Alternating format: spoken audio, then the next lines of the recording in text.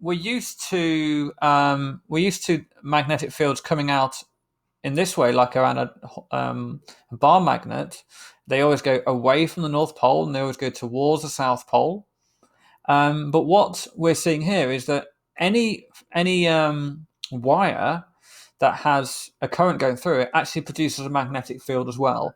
But it produces a magnetic field in a weird way. It goes around in a circle. It's kind of orbiting it. So if you were to actually get a load of iron filings and sort of shake them around, they'll actually form this in this circle. And if you got a compass, if it was quite sensitive, you'd be able to pick up at that magnetic field, and you can see how it's always pointing that way. It's not attracted towards the wire, but the magnetic field forms a circle. So it's almost like the side of the magnet is being attracted to the wire. Okay? So it produces this kind of pattern. Now, if you turn the current down, then you notice less of a pattern because the iron filings aren't being affected as much. So it's when you turn it up a bit more, you can see it more noticeably. Okay.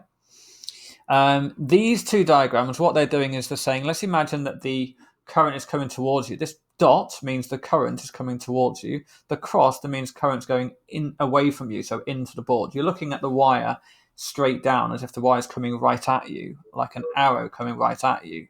And you're looking down the wire. So I've rotated the arrow, the wire, so it's just, you're looking down the wire. It's like as if you had your let me just get a pen here. It's like as if you had your eye looking at the wire like that, and that's the viewpoint we're looking at there. Okay, and the current's coming towards you, and the second one, the current's going away from you. Now, if the current's coming towards you, then what this diagram is showing you is that the magnetic field would be going anti-clockwise. Whereas if I was looking this end,